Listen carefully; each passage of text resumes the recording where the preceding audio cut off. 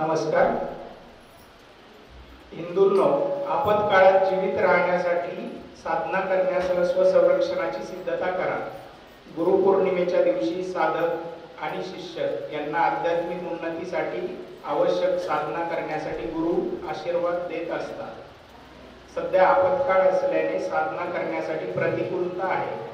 पुढील काही महिन्यांमध्ये आपत्काळाची तीव्रता वाढत जाईल.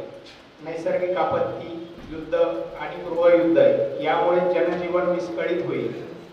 अशा आपत्काळामध्ये जिवंत राहिलो तर पुढे देहाने साधना करता येईल. शरीर माध्यम खलु धर्म साधनम, म्हणजेच धर्माचरणासाठी शरीर हेच प्रथम साधन आहे. म्हणजेच साधनेसाठी शरीर चांगले असणे उपयोगाचे आहे असे सुवचन आहे.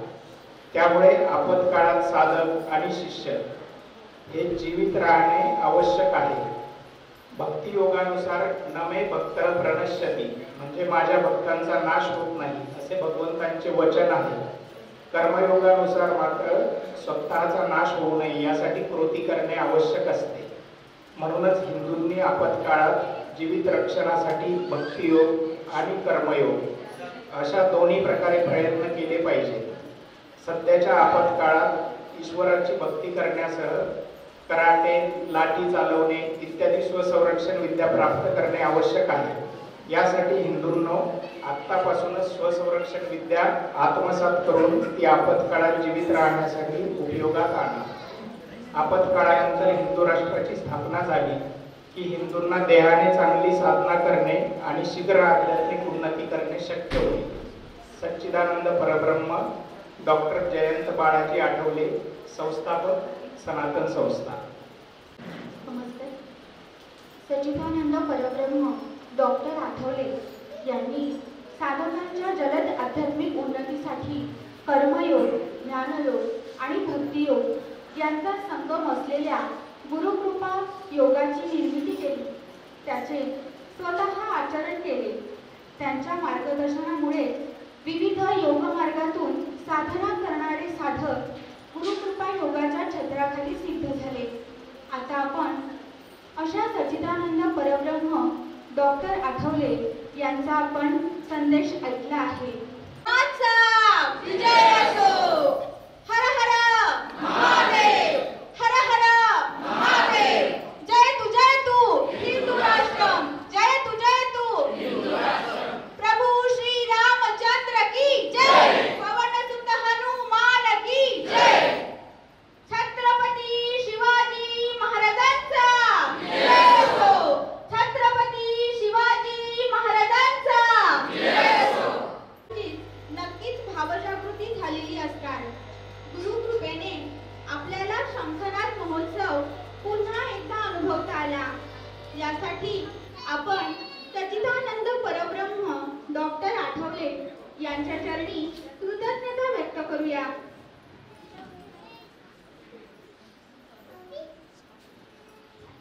यानंतर येणाऱ्या रामराज्याच्या स्थापनेसाठी संकल्प आणि नामजप यज्ञ आता आपण करणार आहोत. ध्वनी प्रक्षेपणावरून आपण सर्वजण नामजप ऐकून एकत्रितपणे मोठ्या आवाजात आपण म्हणूया. सर्वजण एकत्रित प्रभू श्री रामचंद्रांचा नामजप आपल्याला एक 5 मिनिटं करायचा आहे. श्रीराम जय राम जय जय राम हा नामजप आपण एकत्रितरित्या करूया.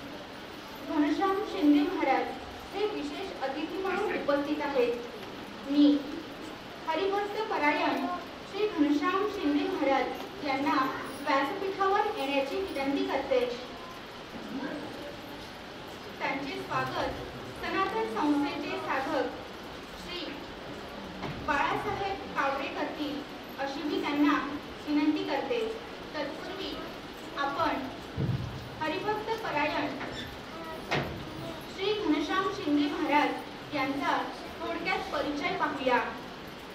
हरिभक्त परायण श्री घनश्याम महाराज शिंदे हे शिरापूर येथील रहिवासी आहेत. त्यांचे वडील हरिभक्त परायण श्री विष्णू महाराज शिंदे यांनी गेली कित्येक दशके परिसरामध्ये कीर्तन सेवा करत असताना हिंदूंमध्ये धर्मजागृती करण्याचे कार्य अव्याहतपणे केले आहे. घनश्याम महाराज शिंदे हे देखील आपल्या वडिलांप्रमाणेच कीर्तन प्रवचन सेवा करत असतात. कीर्तन प्रवचनातून ते राष्ट्र व धर्म यांचे विषय अतिशय प्रभावीपणे मांडत असतात. परिसरात होणाऱ्या हिंदुत्वनिष्ठ कार्यक्रमांसाठी ते सर्वतोपरी सहाय्य करत असतात. अशा प्रकारे ते आपल्या वडिलांचा धर्मजागृतीचा वारसा हा समर्थपणे चालवत आहेत.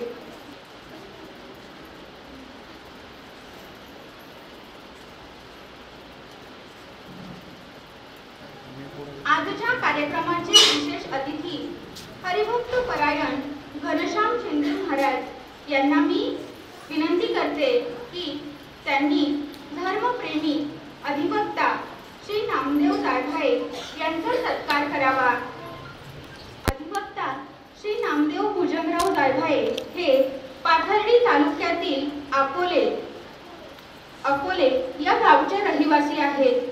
ते एक धर्मप्रेमी अधिवक्ता अर्थात वकील असून राष्ट्रभक्त अधिवक्ता समितीचे अहिल्यानगर जिल्हा संयोजक आहेत.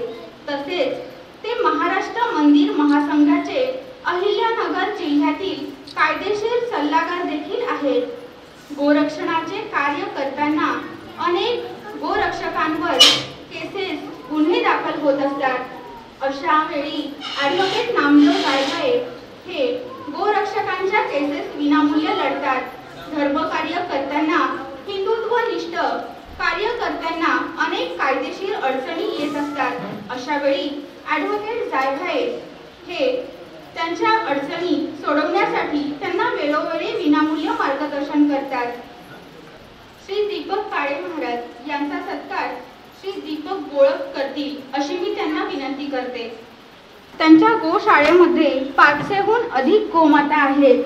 हरिभक्त परायण दीपक महाराज हे वारकरी संप्रदायाच्या माध्यमातून कीर्तन प्रवचन सेवाही करत असतात. कीर्तन प्रवचन यांच्या माध्यमातूनही ते हिंदू युवकांना धर्मकार्यासाठी संघटित करण्याचे कार्य प्रभावीपणे करतात.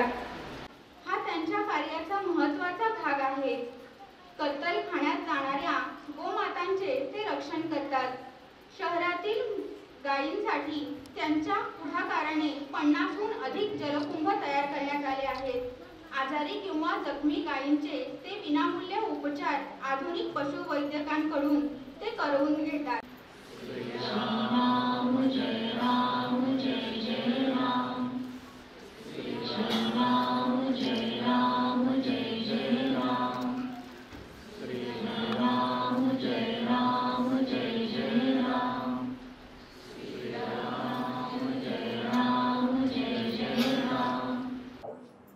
गुरुर्ब्रह्मा गुरुर्विष्णू गुरुर्देव महेश्वर गुरु साक्षात परब्रह्म तस्मै श्री गुरुवे नमः. सनातन संस्था आयोजित गुरुपौर्णिमा उत्सव 2025 पाथर्डी शहर आणि पाथर्डी तालुका. खरं तर आजचा दिवस गुरुपौर्णिमा भारतात नव्हे, भारतातल्या प्रत्येक राज्यात, प्रत्येक जिल्ह्यात, प्रत्येक तालुक्यात आणि प्रत्येक गावामध्ये आणि वेगवेगळ्या स्तरावरती साजरा होतोय. आणि म्हणून गुरुपरंपरा ही कुठून आली याचा शोध घेणं किंवा याचं चिंतन करणं आपलं आद्य कर्तव्य आहे.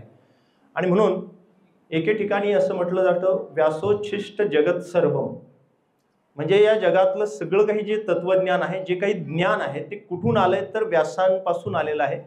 जे काही सगळं आहे ते व्यासांनी सर्वप्रथम सांगितलेलं आहे.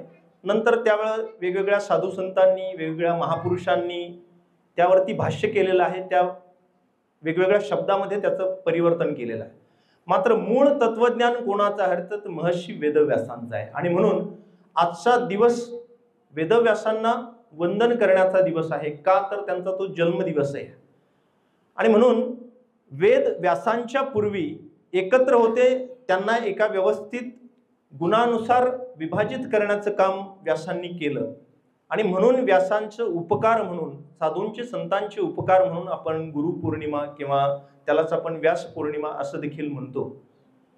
खरं तर या ठिकाणी ही गुरु परंपरा मानत असताना आपल्या समोर प्रश्न असा आहे की बरेच जण आपल्यातली असं म्हणतात की आम्हाला कोणाच्या मार्गदर्शनाची गरज नाही, आम्हाला कोणाच्या बौद्धिकतेची गरज नाही. बरेच जण खरं तर असं म्हणतात की आमची मनाची माळ आहे. असं काही नसतं. आणि म्हणून ज्ञानोबारांनी हरिपाठामध्ये असं म्हटलं, मनोमार्ग गेला तो तेथे मुकला, हरिपाठी स्थिरावला तोची धन्य. याचा अर्थ जगात प्रत्येकाला गुरुतत्व, गुरुची आवश्यकता असते. आणि मग ही परंपरा आपण जर पाहिली तर भगवान श्री राम आणि भगवान श्रीकृष्णांपासून अर्थात रामकृष्णांपासून आपल्याला पाहायला मिळते. खरं तर भगवान श्रीकृष्ण कोण? भगवद्गीता ज्यांच्या मुखातून आली ते प्रत्यक्ष भगवान, प्रत्यक्ष देव. आणि मग अशा भगवान श्रीकृष्णांना गुरुची आवश्यकता का, याचं चिंतन किंवा मनामध्ये आपल्याला प्रश्न पडला पाहिजे. भगवान श्रीरामांना गुरुची आवश्यकता का? आणि म्हणून भगवान श्रीकृष्णांचे जर गुरु पाहिले तर सांदीपानी ऋषी, किंवा भगवान श्रीरामांचे गुरु जर पाहिले वशिष्ठ किंवा विश्वामित्र. ही परंपरा आपल्याला थेट आपल्याला आत्ताच्या दिवसापर्यंत दिसते. कोणाचंही उदाहरण घ्या, ज्यांनी आपल्या हिंदू धर्माची पताका अमेरिकेपर्यंत नेली असे स्वामी विवेकानंद, त्यांनी रामकृष्ण परमहंसांना गुरु मानलं. मात्र आपण सर्वजण विवेकानंदांचं नेहमी चरित्र ऐकणारे आहोत, विवेकानंदांचं चरित्राचं चिंतन करणारे आहोत. एकदा नव्हे, दोनदा नव्हे, तब्बल 3 वेळेस स्वामी विवेकानंदांनी आपल्या भारत देशाची पायी यात्रा केली. त्याचं मुख्य कारण काय तर ते फक्त गुरुचा शोध. आणि म्हणून गुरु आम्हाला पाहिजे, गुरु आवश्यक आहे. खरं तर ती प्रसिद्ध कथा आपल्याला सगळ्यांना माहीत आहे. कोणती? स्वामी विवेकानंद ज्या वेळेस गुरुच्या शोधार्थ होते आणि रामकृष्ण परमहंस एका ध्यानस्थ अवस्थेमध्ये होते, त्यावेळेस मी गुरु करताना डोळे उघडून करणार आहे.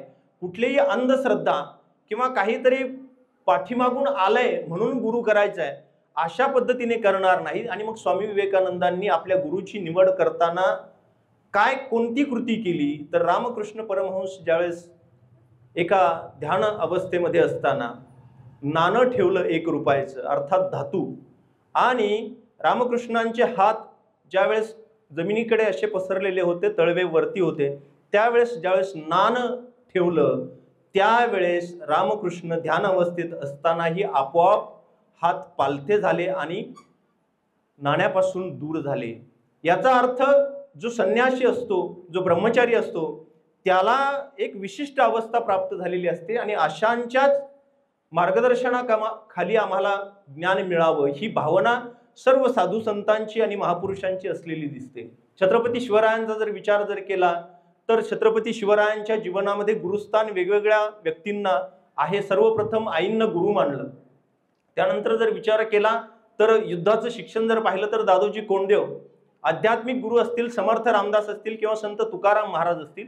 या अर्थी की प्रत्येक क्षेत्रात आम्हाला गुरुची आवश्यकता आहे. खरं तर हा विचार खूप मोठा व्यापक आहे, हा विचार खूप चिंतनीय आहे.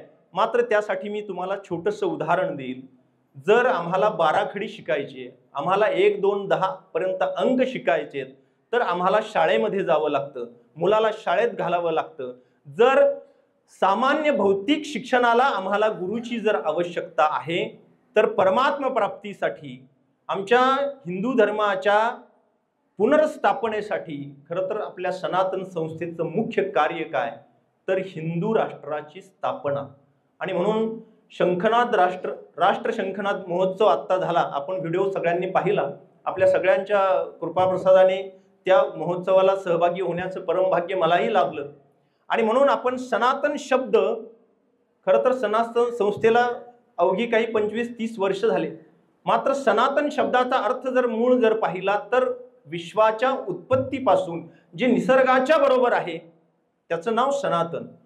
आणि म्हणून गुरूंचे उपकार का या ठिकाणी आपल्या सर्वांच्या सनातन संस्थेच्या जर दृष्टीने पाहिलं तर डॉक्टर जयंत आठवले यांनी आपल्याला या मूळ निसर्गाच्या विचारापर्यंत किंवा धर्माच्या मूळ गाभ्यापर्यंत आपल्याला नेऊन पोहोच करण्याचं काम केलंय. आणि सनातन संस्थेचं जे श्रद्धास्थान आहे भक्तराज महाराज, अशा महान विभूतींच्या माध्यमातून आपल्याला खरं तर हे परम भाग्य मिळालं. आणि म्हणून सनातन संस्थेचे दोन मुख्य उद्देश, पहिलं साधना आणि दुसरं आपल्याला हिंदू राष्ट्राची निर्मिती. आणि म्हणून या ठिकाणी ही गुरु परंपरा आपल्याला महर्षी व्यासांनी घालून दिलेली आहे. ज्ञानोबा तुकोबाराय असतील आणि सकल साधू संत आणि महापुरुष असतील, या सर्वांनी आपल्या गुरुतत्वाला महत्व दिलं. खरं तर या महाराष्ट्राची जीवकी प्राण असलेली वारी आत्ताच संपन्न झाली 2 दिवसापूर्वी, आषाढी एकादशी. आणि ज्या ज्ञानदेवे रचिला पाया तुका झालासे कळस आपण असं म्हणतो, त्यावेळेला ज्ञानोबारांनी ज्ञानेश्वरी सारखा ग्रंथ लिहिताना प्रत्येक अध्यायामध्ये विषय बदलतोय, मात्र गुरुचं स्तवन, गुरुचं महत्व प्रत्येक अध्यायात कुठे ना कुठे ज्ञानोबारायांनी उल्लेख केलेला आहे. ज्ञानेश्वरीच्या लिखाणाला सुरुवात झाली आणि ज्ञानोबाराय असं म्हणतात, मज हृदयी सद्गुरु जेने तारिला हा संसार पुरू म्हणून विशेष अत्यादरू विवेकावरी. खरं तर गुरु कोण? खरं तर नकारात्मक बोलू नये, मात्र अगदी 1 मिनिट. हल्लीच्या काळामध्ये एवढी गुरूंची संख्या झाली आहे, प्रत्येक जण स्वतःला गुरु म्हणायला तयार आहे किंवा शिष्य मंडळी करायला तयार आहे. पण आमची संस्कृती आणि परंपरा आम्हाला असं सांगते की कोणताही व्यक्ती हा परिपूर्ण असू शकत नाही, विचार हा परिपूर्ण. मला एक प्रश्न तुम्हाला सगळ्यांना विचारायचा आहे, आपल्या संस्कृतीचा आणि आपल्या धर्माचं वय किती? किंवा सनातन या शब्दाचं वय किती? तर आपण जर पाहिलं तर आपल्याला याचं वय सांगता येत नाही. आपल्या संस्कृतीचं वय हजारो लाखो अशा पूर्वीचं आहे. मग व्यक्ती ज्यावेळेस आपलं आयुष्य क्रमित करत असतो, वय वर्ष 60, 70, 80, 90, 100 एवढं आयुष्य त्याला मिळतं. आणि म्हणून एकूण निसर्गाच्या तुलनेमध्ये आपलं वय आयुष्य अत्यल्प आहे. आणि मग अशा वेळेला आम्हाला मार्गदर्शक कोण ठरेल? तर व्यक्ती कोणती ठरू शकणार नाही, तर आम्हाला विचार मार्गदर्शक ठरत असतात, तत्व मार्गदर्शक ठरत असतात. मात्र त्या तत्वापर्यंत, त्या विचारापर्यंत पोहोच करण्याचं काम डॉक्टर जयंत आठवले यांनी आपल्याला केलं. खरं तर व्यासांचं उष्ट तत्वज्ञान आहे, असं मी सुरुवातीलाच म्हटलं. ज्ञानोबारायांनी हरिपाठाची सुरुवात करताना पहिल्या अभंगामध्ये ज्ञानोबाराय म्हणतात, ज्ञानदेव म्हणे व्यासाची खुणे द्वारकेचा राणा पांडवा. मी जे काही बोलतोय हे माझ्या पदरचं नाही आहे, हे सगळं व्यासांचं आहे. हे ज्ञानोबारायांनी हरिपाठाच्या प्रथम अभंगामध्ये सांगून ठेवलं. सांगण्याचा मूळ मुद्दा असा आहे की आपला विचार आणि आपलं तत्व हे निसर्गाला धरून विज्ञानाधिष्ठित अशा प्रकारची आपली संस्कृती आणि परंपरा आहे. आणि म्हणून सांगायला अभिमान वाटतो की जगामध्ये एकमेव हिंदू, सनातन हिंदू धर्म असा आहे जो विज्ञानाधिष्ठित आहे, जो त्यामध्ये प्रत्येक काहीतरी विशिष्ट कारण मीमांसा अशा पद्धतीची आहे. आणि म्हणून खरं तर आजचा दिवस गुरुपौर्णिमेचा उत्सव साजरा करत असताना मी म्हटलं की सनातन संस्था 2 मुख्य विषयांना महत्त्व देते आहे. एक पहिलं म्हणजे साधना. मग ही साधना आम्हाला कोणत्या कार्यासाठी किंवा कोणत्या कर्मासाठी उपयुक्त होईल, तर त्यामध्ये सर्वात आजच्या विषयाचा महत्त्वाचा बिंदू धर्म आणि राष्ट्र रक्षणार्थ साधना. आणि म्हणून या जगामध्ये कोण साधना करत नाही? खरं तर धर्म आणि राष्ट्र रक्षणार्थ साधना असा आजचा बिंदू असला तरी मी थोडंसं उलटं बोलतो. अर्थात उलटं बोलतो, मात्र भावना सकारात्मक आहे. राष्ट्र धर्म रक्षणार्थ साधना याच्या पुढे जाऊन मी असं म्हणेल की आम्ही जी साधना करतो ती राष्ट्र रक्षणासाठी, धर्म रक्षणासाठी फलीभूत हो, हीच आमची आजची महत्त्वाची मागणी आहे. खरं तर हे उलटं बोलण्याचं एकमेव कारण आहे.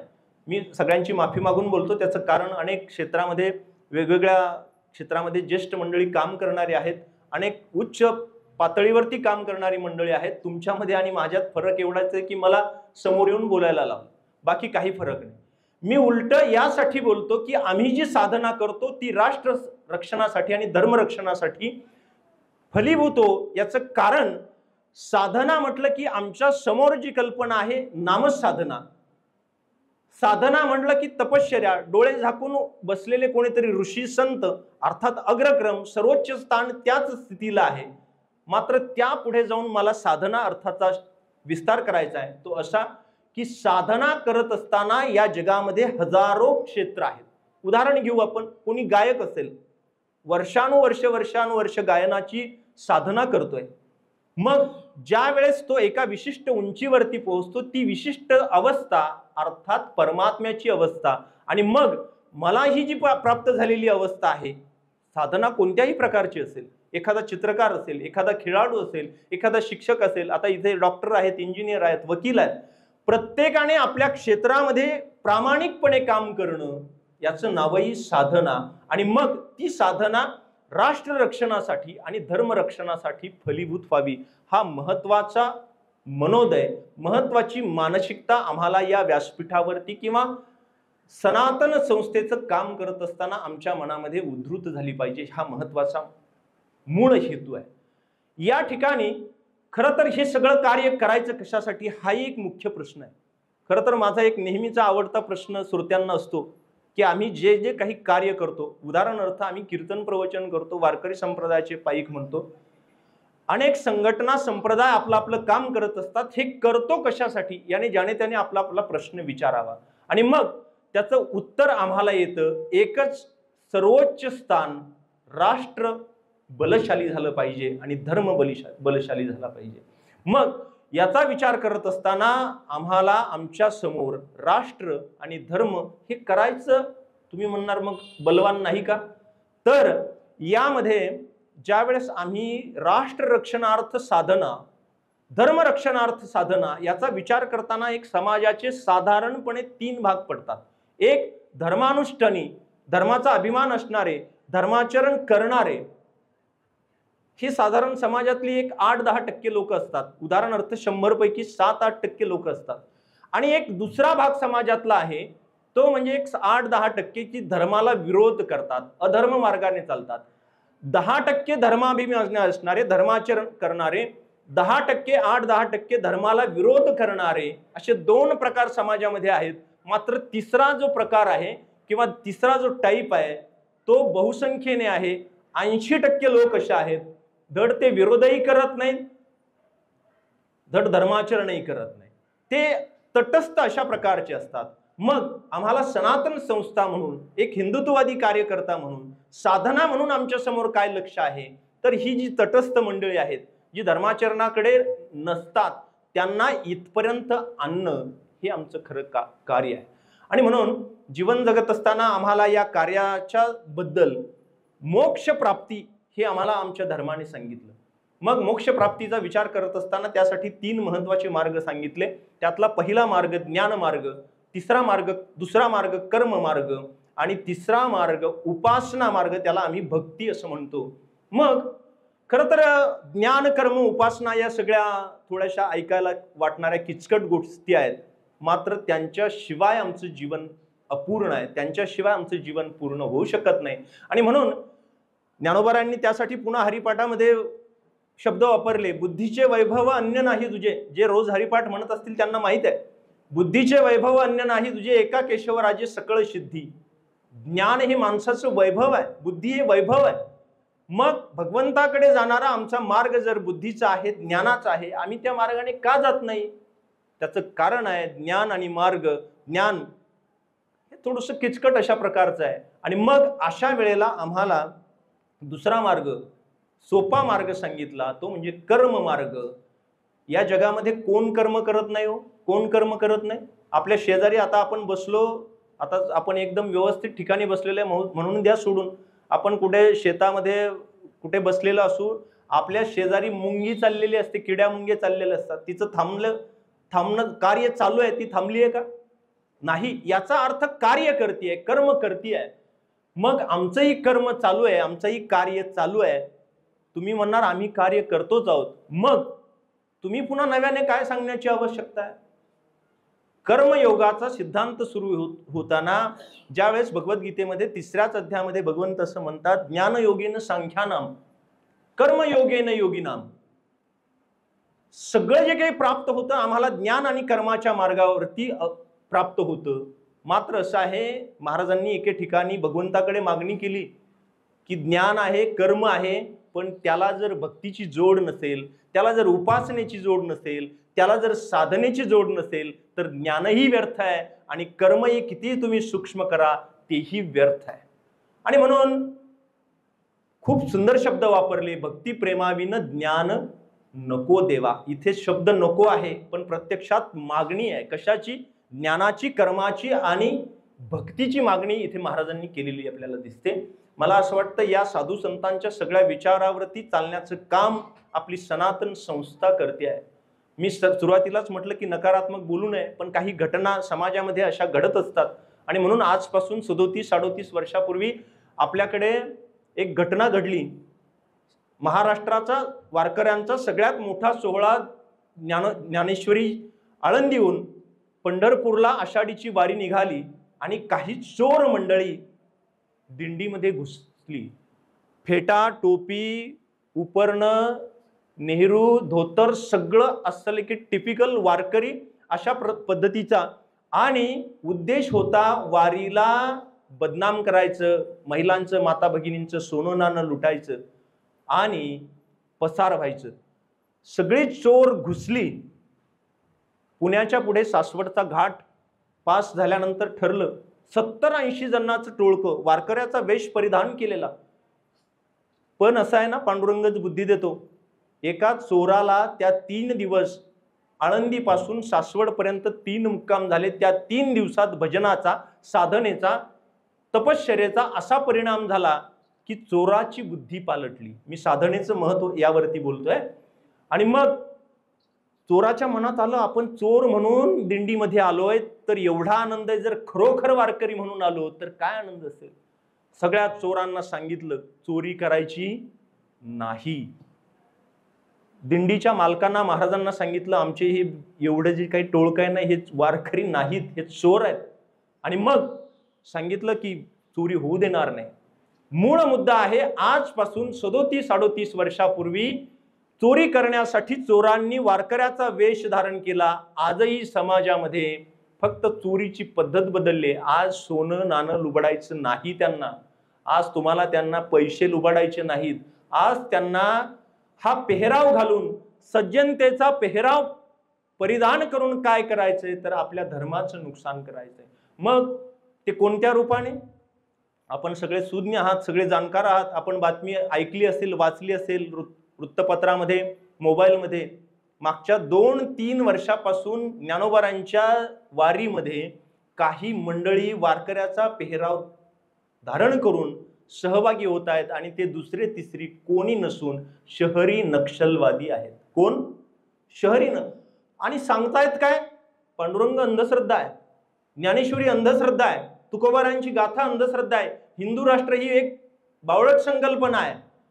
अरे काय म्हणजे वारकऱ्याचा पेहराव धारण करून आम्हाला भ्रमित करण्याचं काम. आणि त्याचे नावही खूप गोंडस हो. काय संविधान दिंडी, आणखी पर्यावरण दिंडी, वेगवेगळी नावं आहेत. आणि म्हणून आम्हाला सनातन संस्थेचं काम करायचंय का, आम्हाला साधना करायची का, याची उत्तरं म्हणजे ही आहेत. आणि म्हणून आज गुरुपौर्णिमेच्या दिवशी आम्हाला महत्वाचा विचार की आम्हाला गुरु शिष्य परंपरेतून, खरं तर असं आहे, भगवद्गीतेतला प्रसिद्ध श्लोक आहे, यदा यदा हि धर्मस्य ग्लानिर्भवति अभ्युत्थानम धर्मस्य तदात्मानं सृजाम्यहम परित्राणाय साधूनां विनाशाय च दुष्कृताम. प्रसिद्ध श्लोक आहे. जेव्हा जेव्हा धर्मावर संकट येईल तेव्हा मी अवतार धारण करेल. मात्र आम्ही चुकीचा अर्थ घेतला. देव अवतार धारण करेन, आम्ही काही नाही, आराम करणार, झोपा घेऊ. ज्या ज्यावेळी धर्मावरती संकट आलं त्या त्यावेळेस भगवंताने त्या त्या गुणानुसार अवतार धारण केलेलं आपल्याला दिसतं. आणि म्हणून भगवान रामांचा स्वभाव वेगळा, चरित्र वेगळं, भगवान श्रीकृष्णांचं चरित्र वेगळं, प्रत्येक अवतारामध्ये कार्य वेगळं आहे. हे आपल्याला सूक्ष्मता, आपल्या धर्मामध्ये किती देव आहे? 33 कोटी देव मानतो. याचा अर्थ काय? प्रत्येक अवतारामध्ये कार्य वेगळं आहे. आणि म्हणून ही सगळी देवाची रूप दाखवण्याचं काम आम्हाला कोण करतं तर ते आमची श्रीगुरु करत असतात. खरं तर असं आहे, असं म्हणतात की जगामध्ये, माणसामध्ये एकही माणूस असा नाही की ज्याच्यामध्ये काही गुण नाही. एक प्रसिद्ध आणि खूप सुंदर सुभाषित आहे. सुभाषितकर असं म्हणतो, अमंत्रम अक्षरम नास्ती नास्ती मूलो वनौषधम अयोग्य पुरुषो नास्ती योजकस्य दुर्लभम. या जगामध्ये एकही अक्षर नाही. म्हणजे फक्त स्टेजवर येऊन भाषण करणाऱ्यांचं नाही बरं का. आपण जे बोलतो, एकमेकांशी बोलतो, एकही अक्षर नाही ज्याच्यामध्ये मंत्र शक्ती नाही. अमंत्रम अक्षरम नास्ती नास्ती मूलो वनौषधम. एकही मुळी नाही, एकही पान फूल नाही ज्याच्यामध्ये औषध नाही. अयोग्य पुरुषो नास्ती. या जगामध्ये एकही अयोग्य पुरुष नाही. योज कश्य दुर्लभ. मात्र एकच गोष्टीची दुर्लभता आहे, ती म्हणजे योग्य व्यक्ती जाणणारा. आणि तो व्यक्ती कोण असतो? तो अर्थात गुरु असतो. आणि म्हणून जे जे काही चांगलं आहे ते म्हणजे गुरुतत्व आहे. ज्यांच्याकडून शिकायला मिळतं ते सगळं गुरुस्थानी आहे. आणि म्हणून आपल्याला प्रसिद्ध उदाहरण आपल्याला कथेमध्ये येणारं, भगवान श्री दत्तात्रयांचे किती गुरु होते? मला एकट्याला बोलायला लावू नका बरं का. 24 गुरु होते. आणि त्या गुरूंच्या यादीमध्ये जर पाहिलं तर आकाश, तेज, वायू या सगळ्या गुरुतत्वांना खरं तर त्यामध्ये खूप वेगवेगळ्या अजगराला गुरु मानले. आणि म्हणून ज्या ज्या गोष्टींकडून आम्हाला चांगलं शिकायला मिळतं त्या सगळ्यांना आम्हाला गुरु मानण्याची पद्धत आमच्या संस्कृतीने, आमच्या साधू संतांनी आम्हाला शिकवलेली आहे.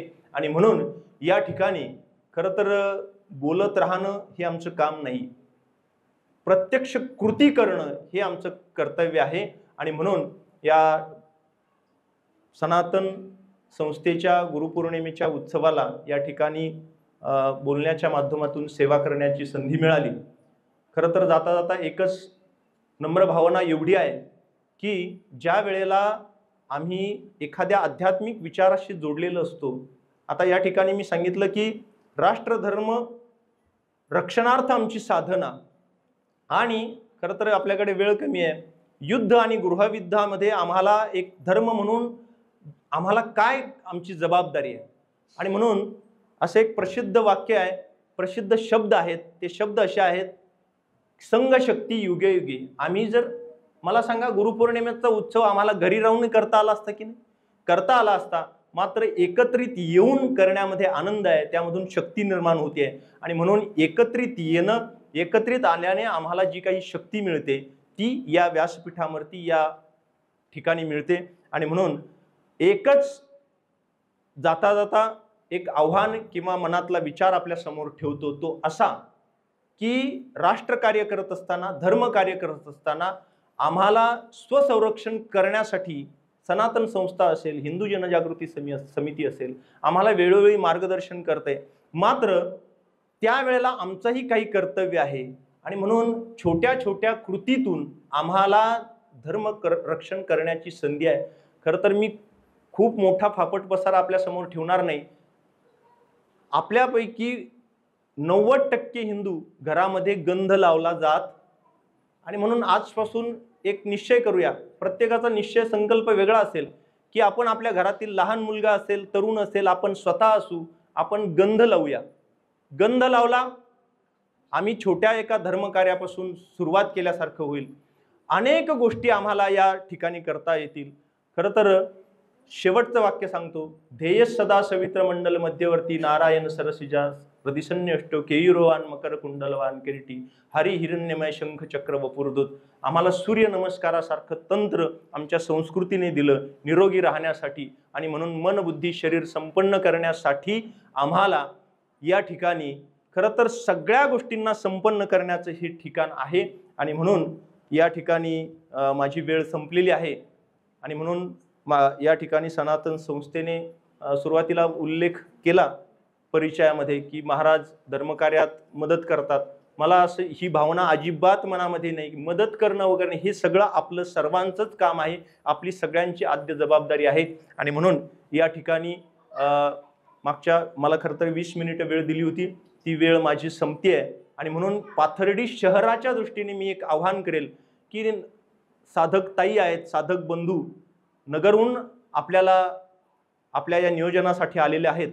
मात्र आपण भविष्यामध्ये जी स्थानिक पातळीवर मंडळी आहेत त्यांनी या साधनेमध्ये आपला सहभाग कसा होईल, वृद्धिंगत कसा होईल, हा नम्रभाव या ठिकाणी व्हावा.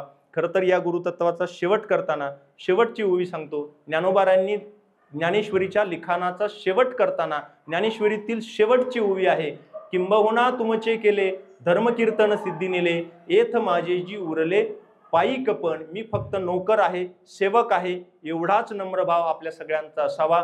एवढाच एक भाव या ठिकाणी ठेवतो आणि मानीला पूर्ण विराम देतो. जय तू जय तू जय तू जय तू जय तू जय तू.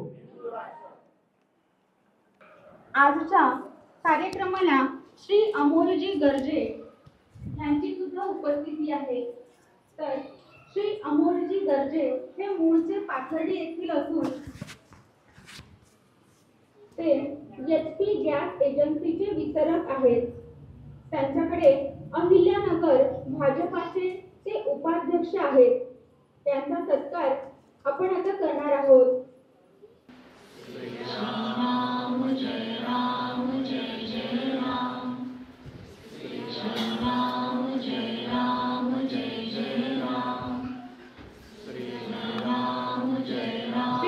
तिलोक जैन विद्यालयाच्या पर्यवेक्षिका आहेत.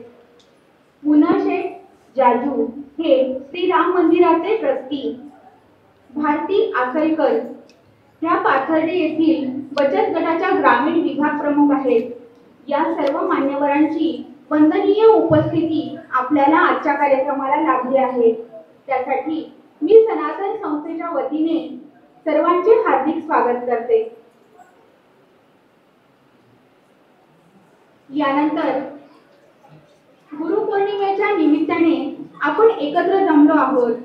आताच्या काळात आपली साधना म्हणून आपल्याकडून गुरुचरणावर काय अपेक्षित आहे हे आपण जाणून घेणार आहोत.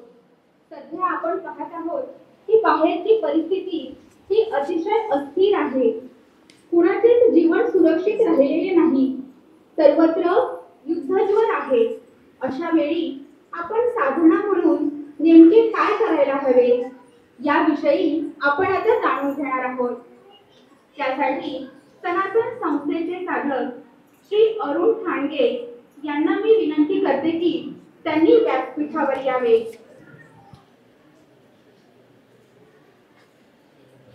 सनातन संस्थेचे साधक श्री अरुण ठाणगे यांना मी विनंती करते की त्यांनी व्यासपीठावर यावे. गेले 20 वर्षापासून सनातन संस्थेच्या मार्गदर्शनाखाली अध्यात्म प्रसाराचे कार्य करत आहेत. सध्या ते जिल्हा हिंदू संघटक म्हणून कार्य बघत आहेत. जय श्रीराम. धर्म संस्थापनेची देवता भगवान श्रीकृष्ण, पाथर्डीचे ग्रामदैवत पोळा मारुती रामगिरी महाराज आणि हिंदू जनजागृती समितीचे प्रेरणास्थान सच्चिदानंद परब्रह्म डॉक्टर जयंत बाळाजी आठवले आणि समोर उपस्थित मातृशक्ती आणि माझ्या बंधूंनो, खरं तर आज महाराजांनी सांगितल्याप्रमाणे गुरुपौर्णिमा म्हणजे गुरूंप्रती कृतज्ञता व्यक्त करण्याचा दिवस. स्वामी विवेकानंद जेव्हा परदेशात धर्मप्रचारासाठी गेले होते त्यावेळेस तिथल्या जिज्ञासूंनी त्यांना एक प्रश्न विचारला की तुमच्या हिंदू संस्कृतीचं महत्त्व कमी शब्दात जर सांगायचं असेल तर तुम्ही कसं सांगाल. तर त्यांनी सांगितलं की आमच्या संस्कृतीचं कमी शब्दात जर वर्णन करायचं असेल तर आमची गुरुशिष्य परंपरा हे आमच्या संस्कृतीचं सगळ्यात महान वैशिष्ट्य आहे. आता महाराजांनी सांगितल्याप्रमाणे ही आपली परंपरा लाखो वर्षांची आहे. लाखो वर्षापासून ही प्रवाहित होत होत आपल्यापर्यंत आलेली ही संस्कृती आहे. मग ही कोणाच्या माध्यमातून आली बरं? तर ह्या गुरुशिष्य परंपरेतूनच ती आपल्यापर्यंत पोहोचली. आणि जर आपण इतिहासात डोकावलं तर गुरुशिष्य परंपरा ही काय फक्त शिष्यापुरती मर्यादित आहे काय? त्या शिष्याच्या कल्याणापुरती मर्यादित आहे? तसं नाही आहे. तर विश्वाच्या कल्याणासाठी ही गुरुशिष्य परंपरा आपल्याकडं आहे. त्याचं उदाहरण मी काही सांगतो की द्वापार युगामध्ये भगवान श्रीकृष्णाचे शिष्य अर्जुन यांनी काय केलं की धर्म आणि अधर्माच्या लढ्यामध्ये भगवान श्रीकृष्णांनी काय सांगितलं की मी सांगतोय की अधर्माचा नाश करायचा आहे, माझा आशीर्वाद तुला आहे. नंतर आत्ताच्या जर काळात बघितलं तर नंदवंशातील आपण चाणक्य मालिका बघितली पण असेल, त्याच्यामध्ये गुरु शिष्य परंपरा कुठली आहे? तर आर्य चाणक्य आणि चंद्रगुप्त सम्राट चंद्रगुप्त त्यांनी आलेला जो परदेशातून जो आलेला हल्ला होता आपल्या भारतावर त्या काळात आपण चाणक्य मालिकेमध्ये बघितलं पण असेल, तो थोपवून लावला आणि ह्या धर्माची परत स्थापना केलेली. आणि आजच्या काळातलं जर बघितलं, अगदी अलीकडचं उदाहरण तर छत्रपती शिवाजी महाराजांनी आणि त्यांचे गुरु रामदास स्वामींनी ज्या काळात अधर्म माजला होता त्या काळात मावळ्यांना बळ देऊन हा जो धर्मलढा आहे, जी धर्मसंस्थापना आहे त्या काळात केलेली आहे. आणि म्हणूनच पूर्वीच्या काळी किंवा आत्ताच्याही काळी जर आपण बघितलं की अधर्मीयांची संख्या जास्त होती. आपण पांडवांच्या ह्याच्यातच बघू, पांडव किती आहेत? 100. कौरव किती? 100. आणि पांडव किती? नंतर छत्रपतींच्या इतिहासाबद्दल आपण काय ऐकतो की मुठभर मावळे. किती शब्द ऐकतो आपण? मुठभर मावळे. आणि लढा मात्र असंख्य अशा मोगलांशी त्यांनी दिलेला आहे. म्हणजे अधर्मी जरी जास्त असले तरी धर्माच्या बाजूने जे असतात त्यांचा विजय हा निश्चित असतो. हे आपण याच्यातून दिसलं पाहिजे. आजही जर आपण विचार केला तर राष्ट्र आणि धर्माच्या कार्यामध्ये झोकून देणं, जसं महाराजांनी आता शेवट करता करता तेच सांगितलं की आपलं कर्तव्य काय आता सध्या, तर आपणही ह्या धर्मकार्यात झोकून दिलं पाहिजे. म्हणजे धर्म आणि धर्माचरण या गोष्टी आज नवीन पिढीला सांगण्याची वेळ आलेली आहे. धर्म म्हणजे काय की समाज व्यवस्था उत्तम राहावी आणि प्रत्येकाची व्यावहारिक आणि आध्यात्मिक उन्नती व्हावी, त्याच्यासाठी बनवलेले नियम म्हणजे धर्म. ही व्याख्या जर आपल्या तरुण पिढीला आपण जर सांगितली तर लक्षात काय येतं आहे की धर्माचरणाचं जे महत्त्व आहे ते आजच्या तरुण पिढीपर्यंत पोहोचलेलं नाही. आज एज्युकेशनमध्ये, करिअरमध्ये आपण मुलामुलींना शिक्षण देताना धर्माचरण हा एक बाजू कुठेतरी उपेक्षित राहिली असंच आपल्या लक्षात येईल. आपण ऐकलंय की धर्म साजरा करताना आपण गणपती उत्सव करतो, दुर्गा माता उत्सव साजरा करतो, नवरात्र उत्सव साजरा करतो, पण आपल्या लक्षात काय येते सध्या? उत्सव साजरा करताना काय लक्षात येतं आहे की अध्यात्म बाजूला राहते आणि निव्वळ त्याच्यामध्ये जास्तीत जास्त काय आढळतं आपल्याला? करमणूक. नवीन पिढी पुढं हा संदेश जातोय की धर्म म्हणजे काय? आजच्या काळात जर बघितलं तर धर्म म्हणजे काय? करमणूक. उत्सव आला की. म्हणून तसं न करता आपल्या पिढीपर्यंत आत्ता महाराजांनी जो विषय सांगितला की बा कमीत कमी छोटी कृती. कुठली कृती आहे? घराच्या बाहेर पडताना एक साधी कृती, कपाळावर काय लावू शकतो आपण?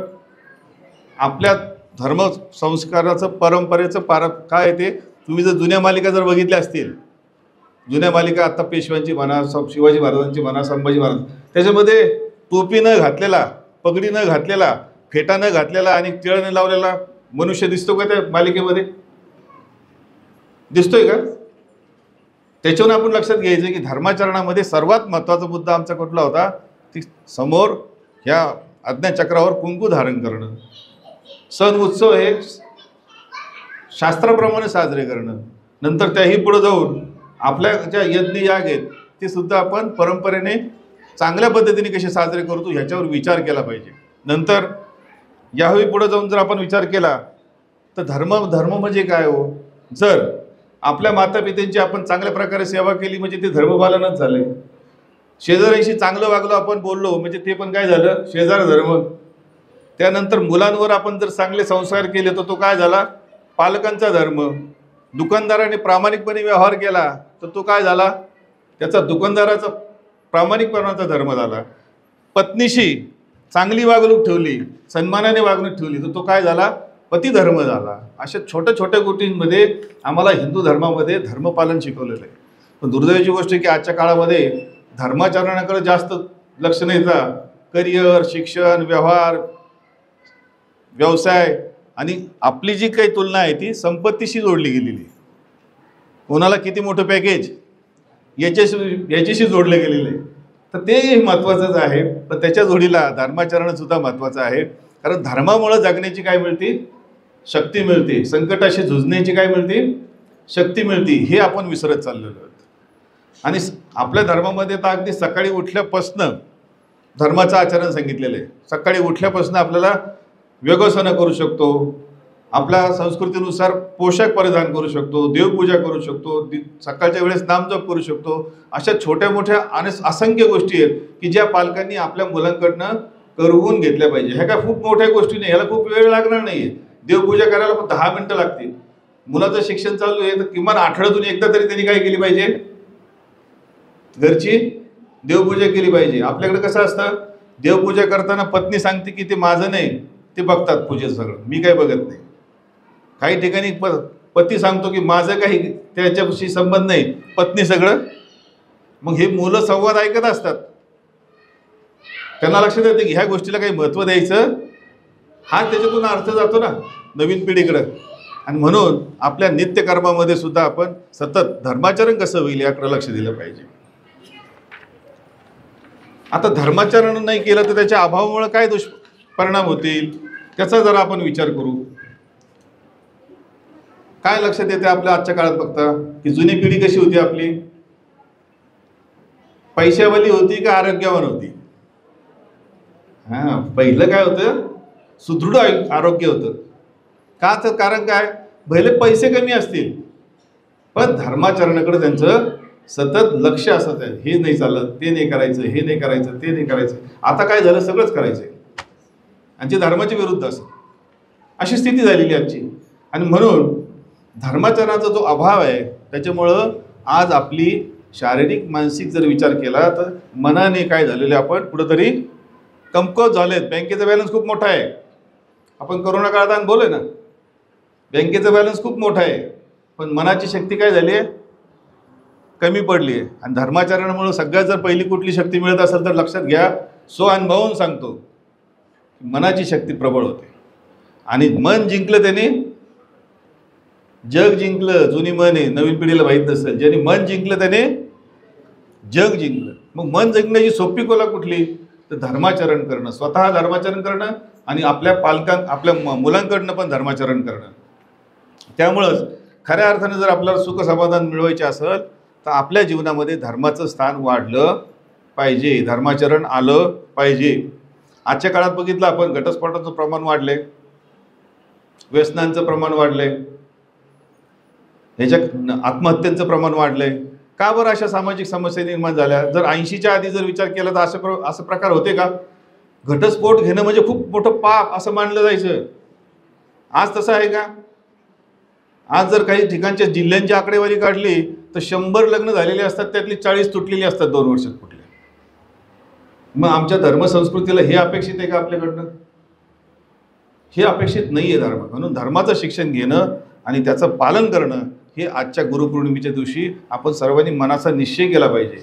मला माहीत नसेल तर मी विचारून घेईन की काय शास्त्र आहे, काय केलं पाहिजे, धर्माचरण काय काय केलं पाहिजे, जेणेकरून मी सुखी होईल. आपल्याकडे छोटी व्याख्या आहे, धर्म तिथं सुख आणि अधर्म तिथं दुःख. मोठी व्याख्या नाही आपल्याकडे, धर्म तिथं आणि अधर्म तिथं.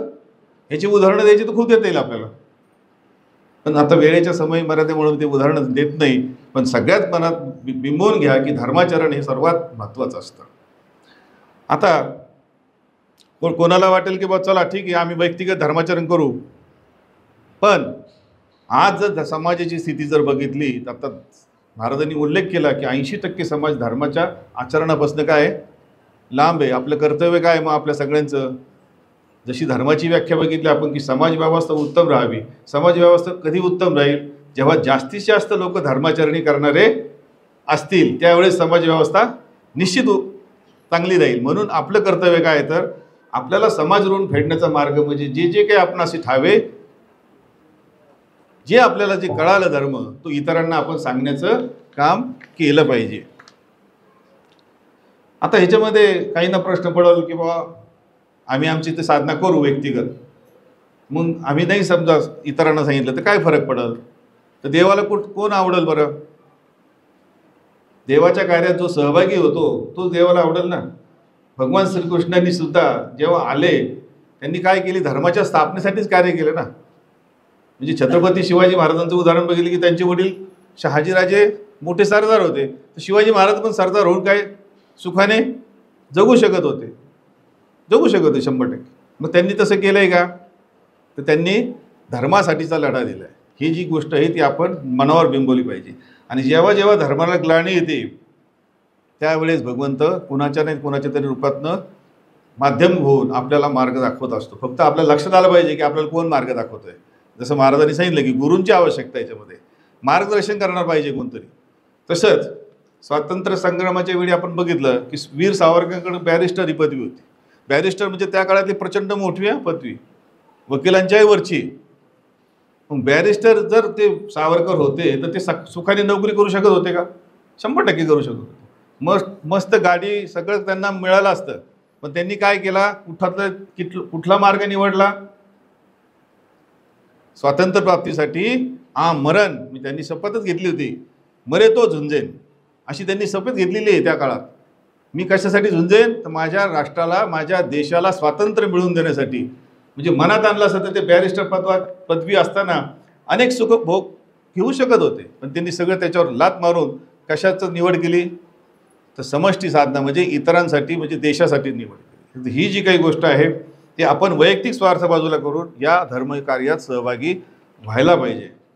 आता बघितलं की धर्म आणि राष्ट्र, आता काहींना प्रश्न पडतो की धर्म आणि राष्ट्र म्हणजे काय? तर एकाच नाण्याच्या दोन्ही बाजू आहेत. धर्म सुरक्षित राहिला तर राष्ट्र सुरक्षित राहील, आणि राष्ट्र सुरक्षित राहिला तर आपल्याला धर्माचरण करता येईल. लक्षात आलं? जर ह्या दोन्ही गोष्टी जर सुरक्षित असतील तरच आपलं पुढचं धर्माचरण आहे. आणि म्हणून धर्मासाठी आणि राष्ट्रासाठी त्याग करणं ही आपली आजच्या काळातली गरज आहे. आज बघितलं की आता टी व्हीवरच्या बातम्या आपण बघतो, मध्यंतरी सरकारने एक वक्फ कायदा सुधारणा कायदा, फक्त वक्फ बोर्ड रद्द करण्याचा कायदा नाही आणलेला, सुधारणा करण्याचा कायदा आणलेला आहे. तर आपण बघितलं की धर्मांधांनी किती मोठ्या दंगली केल्या देशामध्ये. मुर्शिदाबाद, बिहार या ठिकाणी प्रचंड दंगली केल्यात. का दंगली केल्यात? तर वक्फ बोर्डामध्ये सुधारणा होऊ दे. म्हणजे आपण जर विचार केला ह्या धर्मांधांचा, तर जिथं जिथं हे धर्मांध जास्त संख्येने झालेत त्या त्या ठिकाणी आपल्या धार्मिक मिरवणुका, आपल्या सण उत्सव हे सुखाने साजरे करता येतात का आपल्याला? धर्मांधांची संख्या वाढली तर ह्या गोष्टी दुर्लभ होतात. म्हणून हे भारतातील जे अंतर्गत आणि बाह्य शत्रू आहेत आपले, हे हिंदू धर्माला संपवण्यासाठी कार्य करतायत. म्हणजे बादशाह अकबर, हे जे कोणी बादशाह आपण ऐकतोय, बादशाह अकबर जे होऊन गेलेत, औरंगजेब होऊन गेला, हे काय फक्त भूमीच्या तुकड्यासाठी लढत होते का? आणि तसं असतं तर त्यांनी मंदिरं पाडली असते का? त्यांनी सत्ता स्थापन केल्यानंतर मंदिरांकडे वक्रदृष्टी का केली? तर त्यांना हितला हिंदू धर्म नष्ट करायचा होता. म्हणजे त्यांचं उद्दिष्ट काय होतं? हिंदू धर्माचा नाश करणं. आणि म्हणून आत्ता सध्या एक घडलेली घटना आहे, पहलगामला आपण टी व्हीवर बघितलं असेल. बिचारे ते प्रवासी गेले होते, ते काही कोणाशी मारामारी करायला गेले होते काय? ते त्यांच्या व्यक्तिगत जीवनानुसार तिथं पर्यटनाला गेले. पण तिथं अतिरेकी आले, त्यांनी नुसत्या गोळ्या घातल्यात का? धर्म विचारून विचारून मारले. हे आपण लक्षात घेतलं पाहिजे की त्यांनी धर्म विचारलाय, तू कुठल्या धर्माचा आहेस? हिंदू धर्माचा आहेस की मग तू नाश पावण्याचा लायकीचा आहेस? अशा पद्धतीने त्यांना काय करून टाकलं? गोळ्या घालून टाकलेल्या आहेत. हे बघितले आपण. म्हणून धर्मासाठी आजचा जो गुरुपौर्णिमेचा विषय घेत आहोत, तर अशा अनेकांना प्रश्न पडेल की आता हा विषयामध्ये हा विषय का आलेला आहे, आपण हे का सांगतोय? तर काळाची गरज असते. आणि हे कोणाला कळतं? गुरूंना कळतं की आजच्या काळात काय आवश्यक आहे. म्हणजे महाभारत जेव्हा घडलं तर अधर्माच्या बाजूनी कौरव होते आणि धर्माच्या बाजूनी कोण होतं? पांडव होतं. आणि म्हणून अधर्म मारला तर तेव्हाच भगवान श्रीकृष्णांनी आज्ञेनुसार ते महाभारत घडलेले आहे. म्हणून धर्मरक्षणासाठी जर आपल्याला काही कृती करायच्या असतील तर स्वामी विवेकानंदांनी, जसं मी सुरुवातीला सांगितलं की एकच वाक्य त्यांनी त्यावेळेस सांगितलं की आमच्या सगळ्यांचा दोष हिंदूंचा काय, ते खूप मोठं भव्य दिव्य कार्य करत नाही हा नाही आहे, पण त्यांच्या आवाक्यातल्या असेल त्या गोष्टीसुद्धा धर्मासाठी करत नाहीत. म्हणजे एखादं निवेदन देणं आणि त्याच्यावर सही करणं ही काही मोठी गोष्ट आहे का? निवेदन देणं ही काही मोठी गोष्ट नाही. एका निवेदनानुसार आपल्या अनेक गोष्टी अधर्माच्या बंद होऊ शकतात. कारण प्रशासनाकडे जर आपलं निवेदन गेलं तर त्या प्रशासनाला त्याची दखल घ्यावीच. मग ही कृती किती आहे? त्या आवेदनावर सही करणं म्हणजे. पण त्याही आवाक्यातल्या गोष्टी काही जण करत नाहीत, हे आपल्या अनुभवाने लक्षात येईल. आता प्रश्न असा आहे की समाजामध्ये वावरताना धर्माबद्दलचं अज्ञान म्हणजे काय? एकीकडे आपण दिवाळी साजरी करतो, महालक्ष्मीची पूजा करतो, आणि दुसरीकडे काय असतं? फटाकडे वाजवताना त्या लक्ष्मीचं चित्र कशावर असतं? फटाकड्यांवर असतं. म्हणजे इकडं धर्माच्या अज्ञानामुळे इकडं लक्ष्मीची पूजा केलेली आहे आणि इकडं बाहेर येऊन काय केलंय? त्याच लक्ष्मीच्या चिंधड्या करून टाकल्या. हे कशामुळे होतंय? कारण धर्माचं ज्ञान नाही, धर्माबद्दलचं जागृती नाही. आणि म्हणून आजच्या काळात आपण एकत्र येऊन धर्मासाठी उभा राहणं, धर्माचा प्रसार करणं, जसं आता महाराजांनी सांगितले की सनातन संस्थेच्या माध्यमातून आम्हाला काय अपेक्षित आहे, तर धर्माचं ज्ञान मिळवणं, धर्म शिक्षण मिळवणं, प्रत्येक गोष्टीचं शास्त्र समजून घेणं ही काळाची गरज आहे. आज आपण बघितलं की प्रचंड युद्धकाळ आहे.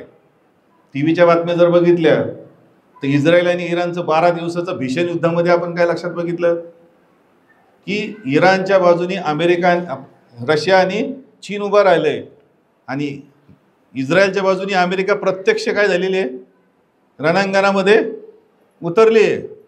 म्हणजे हे चित्र भयान होतं त्या काळातलं. आणि हीच जी वाटचाल चालू आहे ती कुठल्या दिशेने चालू आहे मग, की येणाऱ्या काळात हे जगामध्ये युद्धमय स्थिती राहणार आहे.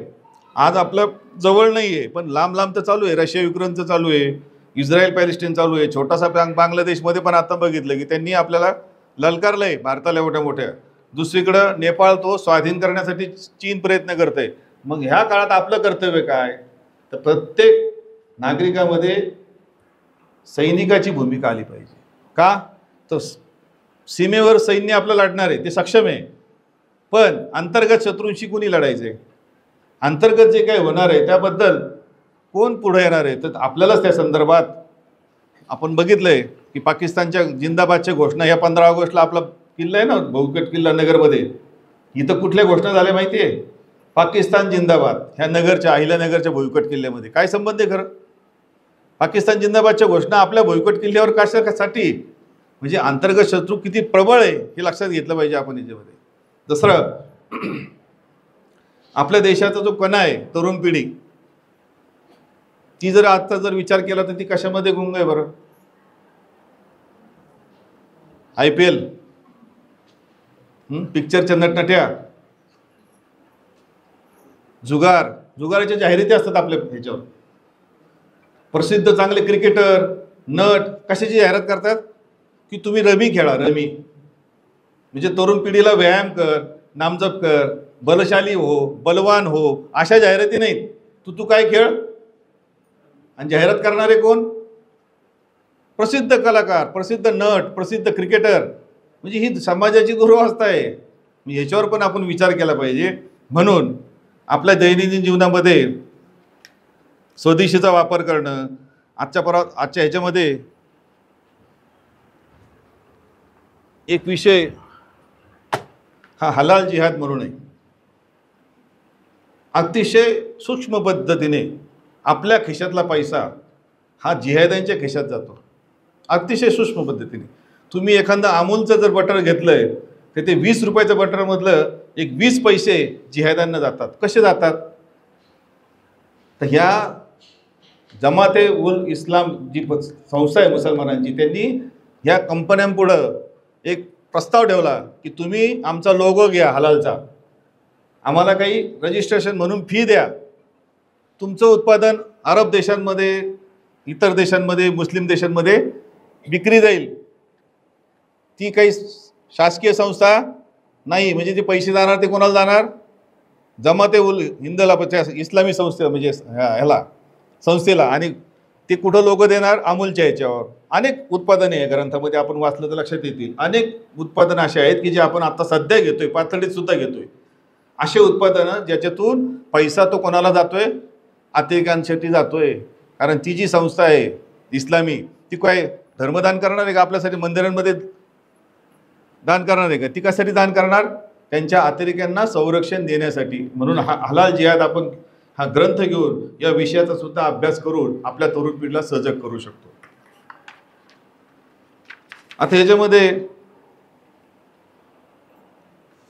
सगळ्या समस्या बघितल्या, धर्माचरणाअभावी होणाऱ्या गोष्टी जर बघितल्या, तर आपल्याला प्रत्येक नागरिकाला सैन्य शिक्षण दिलं पाहिजे, अशी आजची स्थिती आहे. अनेकांना वाटतं संकट दूर आहे, काश्मीरला आहे, केरळला आहे, पश्चिम बंगालला आहे, आपल्यापर्यंत काय आहे. असं जर शिवाजी महाराजांनी विचार केला असता, शिवनीती काय सांगते की अफजल खान निघालाय तर काय कर, तू पूर्वतयारी कर.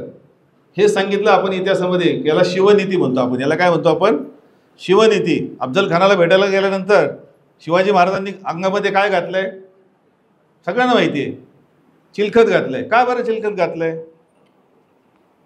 कारण समोरच्या शत्रूचा त्यांनी अभ्यास केला आहे आणि त्याच्याप्रमाणे ते स्वतःच्या संरक्षणासाठी विचार करतायत. आज आमच्या हिंदूंची जर स्थिती बघितली तर आपण ह्या गोष्टीबद्दल विचार करतो का की आमच्यावर जर आपत्काळ आला तर आम्ही काय केलं पाहिजे, आम्ही कसं संरक्षण केलं पाहिजे. म्हणून ही काळाची गरज आहे. आताच गुरुदेवांनी सुद्धा सांगितलं की स्वसंरक्षण घेणं, प्रशिक्षण घेणं ही आजच्या काळाची गरज आहे. संकट तिकडं आहे, पण ते कधी आपल्या दाराशी येईल ते सांगता येईल काय?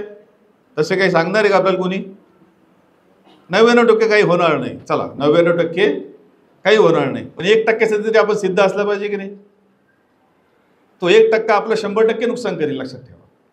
ते 1%चा जर आपण विचार केला नाही तर आपलं किती टक्के नुकसान होईल? 100%. आणि म्हणून आजच्या काळात आपण जर बघितलं, आता दादांनी सांगितल्याप्रमाणे की आपलं संघटन होणं, संघटनाचं महत्त्व आपण लक्षात घेतलं पाहिजे. संघे शक्ती कलियुगे. हे कलियुग चालू आहे. सत्ययुग, त्रेतायुग, द्वापारयुग आणि आजचं काय आहे? कलियुग. आणि कलियुगासाठी भगवंतांनी काय मंत्र दिलाय? संघे शक्ती कलियुगे. संघटित व्हा, संघटित राहाल तर टिकाल. हे आजच्या काळाचा मंत्र आहे. आणि त्यानुसार आपण जर विचार केला, प्रभू श्रीरामाने वानर सेनेचं संघटन केलं, छत्रपती शिवाजी महाराजांनी मावळ्यांचं संघटन केलं आणि अधर्माचा काय केलेला आहे? सामना केलेला आहे. आणि म्हणून आपण आपला राष्ट्राचा जो पाया आहे धर्म, तर हिंदू राष्ट्राचाच म्हणजे सनातन राष्ट्राचीच म्हणजेच रामराज्याची उभारणीसाठी आपण सगळे जात पात पक्ष संप्रदाय सगळं बाजूला ठेवून एक हिंदू म्हणून काय झालं पाहिजे? संघटित झालं पाहिजे. आणि ह्याला पाया कुठला असेल बरं? संघटित झाल्यानंतर साधना. महाराजांनी वेळोवेळी 2-3 वेळा उल्लेख केला की साधनेशिवाय पर्याय नाही. साधना व्यक्तिगत आणि समष्टी साधना आपण केलीच पाहिजे. कलियुगात कुठली साधना सांगितली मग भगवंतांनी? माहिती मग भगवंताला माहिती की कलियुगात साधना कुठली आहे? यज्ञयाग, 12 वर्ष तपश्चर्या. आज 8 दिवसाचा सप्ताह नीट होत नाही. मग त्यांना सगळ्यांना माहिती आहे की कलियुगामध्ये भगवंताला माहिती होतं की सगळं काही असेल या कलियुगात ह्या लोकांकडं. पैसा असेल, संपत्ती असेल, पण वेळ नसेल. काय नसणार आहे? हा, कोणालाही विचारा तुम्ही. धर्माचं कार्य म्हटलं की तो काय सांगत असतो? येईल पण वेळ नाही. ही आजची समाजाची स्थिती आहे. आणि म्हणून आपण आपल्या जीवनातला वेळ हा धर्मासाठी द्यायचा आहे. त्याच्यामध्ये आहे की सामर्थ्य आहे चळवळीचे, जो जो करील तयाचे, परंतु तेथे भगवंताचे अधिष्ठान पाहिजे. म्हणून संघटित झालं तर साधना ही केलीच पाहिजे. साधनेशिवाय म्हणजे आपण म्हणतो ना, भक्तीशिवाय शक्ती, भक्तीशिवाय शक्ती ही 100% लक्षात ठेवायचं. म्हणजे एका प्रसंगामध्ये एका शिष्याने प्रश्न विचारला की जीवन म्हणजे संघर्ष आहे असं लोक म्हणतात. काही म्हणतात की जीवन म्हणजे खेळ आहे, काही म्हणतात की जीवन म्हणजे उत्सव आहे. तर नेमकं काय आहे गुरुदेव? तर त्यावेळेस गुरूंनी जे उत्तर दिलं आहे की काय म्हणतायत की ज्याच्या जीवनामध्ये गुरु नाहीत त्याचं जीवन हे संघर्ष आहे. ज्याच्या जीवनामध्ये गुरु आहेत, आलेत, त्याच्या जीवनाचं काय? खेळ आहे. आणि ज्याच्यामध्ये गुरूंच्या आज्ञा पालन आहे, ज्याच्या शिष्यामध्ये 100% गुरूंचं आज्ञापालन करून जो वागतो त्याचं जीवन म्हणजे उत्सव आहे. आणि म्हणून आज्ञापालन हा आपला पाया आहे. आपल्या हिंदूंच्या बाबतीत जर आपण बघितलं, अनेक इथं संघटना आहेत कार्य करणाऱ्या. आपला सगळ्यात जर दुर्गुण जर आपल्याला जास्त जर आढळतो तो कुठला आहे बरं? आज्ञा पालन. आज्ञापालनाकडे दुर्लक्ष होते. आणि म्हणून जो शिष्य गुरूंचं तंतोतंत आज्ञापालन करतो त्याचं जीवन म्हणजे काय असतं? उत्सव असतो. हे आपण सर्वांनी लक्षात घेतलं पाहिजे. आत्ता स्वामी विवेकानंदांचं पण उदाहरण महाराजांनी 2-3दा दिलं आहे. त्याच्यामध्ये स्वामी विवेकानंदांची इच्छा होती की मी शेवटच्या क्षणापर्यंत माझ्या गुरूंची सेवा करेल. तुम्हाला माहिती असेल त्यांना आजार होता मोठा, परमहंसांना मोठा आजार होता, कॅन्सरसारखा. आणि म्हणून स्वामी विवेकानंदांची इच्छा होती की नाही, यांच्या शेवटच्या क्षणापर्यंत मी यांच्याजवळ आहे. पण त्यावेळेस गुरूंनी आज्ञा काय केली? आत्ता सांगितल्याप्रमाणे 3 वेळा काय केले त्यांनी? देशाचं भ्रमण केलं पायी पायी. म्हणजे कल्पना करा, आपण रेल्वेने जातो वैष्णोदेवीला आणि आल्यानंतर काय म्हणतो? खूप दमलो बाबा. काय केलं? 8 दिवस वैष्णोदेवी यात्रा केली. कशात केली? रेल्वेत केली. कशात केली? पण आल्यावर काय सांगतो? खूप दमलो. आणि स्वामी विवेकानंदांनी किती वेळा केली आहे? पायी भ्रमण 3 वेळा, आणि गुरूंच्या आज्ञेमुळं केलंय की गुरु म्हणले तू माझ्याजवळ नाही थांबायचं आहेस, तू समष्टी कार्य करायचं आहेस. आणि म्हणूनच ते जगाच्या पाठीवर जाऊन आपल्या हिंदू धर्माचा झेंडा फडकवू शकले, कारण त्यांनी फक्त आणि फक्त काय केलं, गुरु आज्ञेचं पालन केलेलं आहे. आणि म्हणून आपणही आपल्या या छोट्याशा जसं आपण म्हणलोय की आपलं राष्ट्र धर्म कार्याला आपण समर्पित करावं. त्यासाठी काही खूप मोठ्या गोष्टी केल्या असं काही नाही, पण आपल्या आपल्या भागात स्वसंरक्षण वर्ग चालू करणं, सत्संग चालू करणं, सत्संगासाठी इतरांना प्रोत्साहन देणं, हे सुद्धा एक छोटीशी कृती, खारीचा वाटा आपला या धर्मकार्यात निश्चित होऊ शकतो. आणि सगळ्यांना तशी बुद्धी मिळो, सगळ्यांकडनं धर्माचरण होवो, आणि सगळ्यांकडनं ही जे जेव्हा धर्माचरण होईल तेव्हाच खऱ्या अर्थानं गुरु म्हणजे गुरुतत्व, त्याला आपण गुरुदक्षिणा समर्पित केली असा त्याचा भावार्थ राहील. आणि त्यासाठी आपल्या सगळ्यांना गुरूंनी शक्ती द्यावी, बुद्धी द्यावी अशी गुरुचरणी प्रार्थना करतो आणि माझ्या वाणीला गुरुचरणी विराम देतो. हर हर हर हर, जोरात एकदम हर हर.